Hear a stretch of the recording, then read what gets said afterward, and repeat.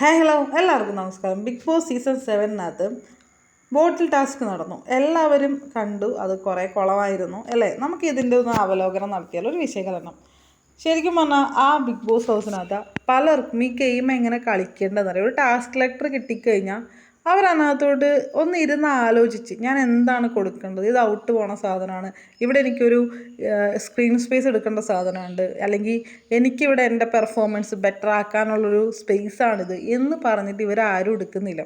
വളരെ കുറച്ച് പേരാണ് അത് യൂട്ടിലൈസ് ചെയ്യുന്നത് കേട്ടോ. അപ്പം അതിനകത്ത് നമുക്ക് പറയാൻ പറ്റുന്നവരാണ് ഒന്ന് അനു, ഒന്ന് അനീഷ്, അക്ബർ. ഇവരൊക്കെ ജസ്റ്റ് ഒന്നും കൂടി ചിന്തിക്കുന്നുണ്ടെന്ന് എനിക്ക് തോന്നി. ബാക്കി എല്ലാവരും എന്തൊക്കെയോ കാട്ടിക്കൂട്ടാണ്, വെപ്രാളവും കാര്യങ്ങളും മാത്രമാണ്.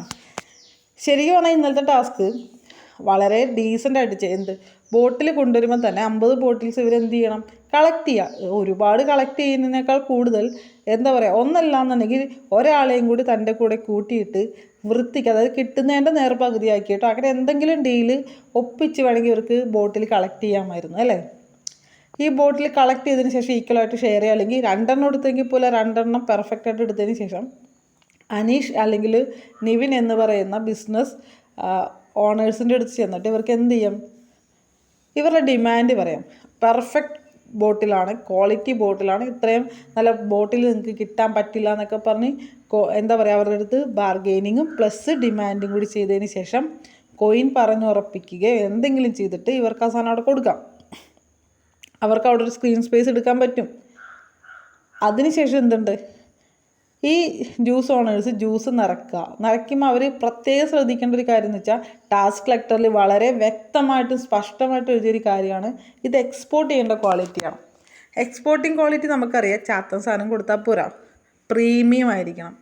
പാക്കിങ് ക്വാളിറ്റി എല്ലാം കൊണ്ട് സാധനം ടോപ്പായിരിക്കണം.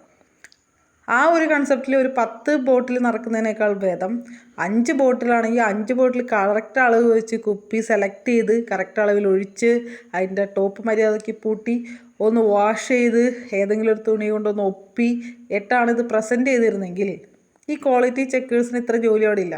അവർ റിജക്റ്റ് ചെയ്യാനുള്ള കാര്യങ്ങൾ കണ്ടുപിടിച്ചാലും ഇതിനകത്ത് എത്രത്തോളം അവർക്ക് റിജക്റ്റ് ചെയ്യാൻ പറ്റും. ഇത്ര പെർഫെക്ഷനിൽ കൊണ്ടേ കൊടുത്താൽ അവർക്ക് റിജക്റ്റ് ചെയ്യാനുള്ള ചാൻസ് ഇല്ല. അവിടെ 1-2 ഒഴിച്ചാൽ ബാക്കിയെല്ലാം ഇവരെടുക്കേണ്ടി വരും. അപ്പോൾ എന്താ പറയുക, വലിയൊരു മിസ്റ്റേക്ക് ഇവരിവിടെ കാണിച്ചിട്ടുണ്ട്. അത് ആ ടാസ്ക് മര്യാദയ്ക്ക് മനസ്സിലാക്കാത്തതുകൊണ്ടാണ്. ഇപ്പോൾ അനുവും അതുപോലെ തന്നെ ജിഷിനും 2 നിരസിച്ചു.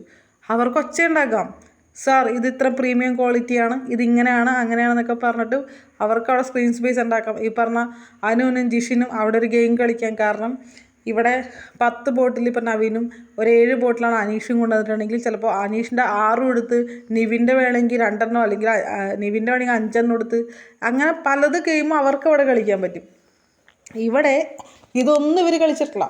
അനു സ്ട്രിക്റ്റായിട്ട് ഫോളോ ചെയ്ത നിയമങ്ങളാണ്. അനു അതിൽ ഉറച്ചു നിന്നു. അതിൽ നമുക്ക് ഒരു കുറ്റവും പറയാൻ പറ്റില്ല. ഒരു രീതിയിൽ സ്വാധീനിക്കാണ്ട് കറക്റ്റ് ടാസ്ക് ലെറ്ററിൽ എന്താണോ എഴുതിയിട്ടുള്ളത് അതിനെ അനു കറക്റ്റായിട്ട് ഫോളോ ചെയ്തു അല്ലേ. ബാക്കി എന്താ പറയുക, വേണമെങ്കിൽ ജിഷൻ പറഞ്ഞ പോലെ ഒന്ന് അഡ്ജസ്റ്റ് ചെയ്യുക, കണ്ണടയ്ക്കും, അത് ഗെയിമല്ല. ഒന്ന് കണ്ണടച്ച് ഗെയിം കളിക്കേണ്ടത് എന്ത് ഗെയിമാണ്, അതിനെ ഗെയിം നമുക്ക് പറയാൻ പറ്റില്ല. അപ്പോൾ മെയിനായിട്ടുണ്ടായിരുന്ന സംഭവം എന്ന് വെച്ചാൽ ഇത്രയും കാര്യങ്ങളൊക്കെ അവർ ചെയ്യാമായിരുന്നു.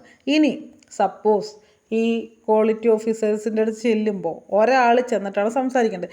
ഇവർ ഈ 11 പേരും ഇവരുടെ മുന്നിലൊന്ന് ഒച്ചപ്പാടും ബഹളം ഉണ്ടാക്കുന്നതിനേക്കാളൊക്കെ നല്ലത് അവരെ മാറ്റി നിർത്തിക്കൊണ്ട് ഒരാൾ, ഇപ്പോൾ അന്വേഷിച്ച് സംസാരിക്കുമ്പോൾ ആ പ്രൊഡക്റ്റ് എന്താണ്, അതിൻ്റെ ക്വാളിറ്റി എന്താണ്, ഇത് റിജക്റ്റ് ചെയ്യുമ്പോൾ ഒരെണ്ണം റിജക്റ്റ് ചെയ്യുമ്പോൾ അനീഷ് വേണമെങ്കിൽ പറയാം, മാഡം ഇതങ്ങനെയാണ് ഇങ്ങനെയാണെന്നൊക്കെ പറഞ്ഞ് സ്വാധീനിച്ച്, ഇല്ല എന്നുണ്ടെങ്കിൽ അവരുമായിട്ടൊരു ഡീലിലൊത്ത് അങ്ങനെ എന്തൊക്കെ കാര്യങ്ങൾ ചെയ്യാം. ഇതായിരുന്നു ഈ ടാസ്ക്. ഇവർക്ക് കോയിൻ കിട്ടുന്നതിൻ്റെ അടിസ്ഥാനത്തിൽ ഇനി അടുത്ത റൗണ്ടിലോട്ട് പോകും. കോയിൻ കിട്ടിക്കഴിഞ്ഞിട്ടുണ്ടെങ്കിൽ ഇവർക്ക് എന്തായി, അനീഷാണ് അല്ലെങ്കിൽ അനീഷ് നിവിനുമാണ് ഈ ഏജൻറ്റുമാർക്ക് കോയിൻ കൊടുക്കേണ്ടത്. അപ്പോൾ അവർക്ക് അവിടെ റോള് തോന്നും. ഏജൻറ്റുമാർക്ക് അവർക്ക് ബാർഗെയിനിങ് ചെയ്യാം, വാശി പിടിക്കാം, ദേഷ്യപ്പെടാം, ഡിമാൻഡ് എൻ്റെ കുപ്പി ഞാൻ തന്നിട്ടുണ്ടെങ്കിൽ എനിക്ക് അതിനുള്ള പൈസ വേണമെന്ന് പറഞ്ഞിട്ട് കാര്യങ്ങൾ ചെയ്യാം, അല്ലെങ്കിൽ അവരെ ഇമോഷണലി സ്വാധീനിക്കാം, അങ്ങനെ ഒരുപാട് കാര്യങ്ങൾ ചെയ്യാം. ഇതായിരുന്നില്ലേ ടാസ്ക്. ഇവിടെ ഏറ്റവും കൂടുതൽ കൊളാക്കിയതെന്ന് വെച്ചാൽ 11 പേരാണ്. ഈക്വലി അവർ റെസ്പോൺസിബിളാണ് ഈ ടാസ്ക് കൊളമാക്കാനായിട്ട്. പിന്നെ ജിഷിനും അനുവും തമ്മിലൊരു കോർഡിനേഷന് കുറവുണ്ടായിരുന്നു. ജിഷിൻ എനിക്ക് തോന്നുന്നു ക്യാപ്റ്റൻസി ടാസ്കിനകത്ത് നോമിനേഷൻ കിട്ടാൻ വേണ്ടിയിട്ട് കുറച്ച് ഫേവർ ചെയ്ത് നിൽക്കുന്ന പോലെ തോന്നി. ഒരു ക്വാളിറ്റി ചെക്കറിൻ്റെ ഒരു എന്താ പറയുക, ഒരു സ്റ്റാൻഡേർഡ് ജിഷിൻ കീപ്പ് ചെയ്തിട്ടുണ്ടായിരുന്നില്ല.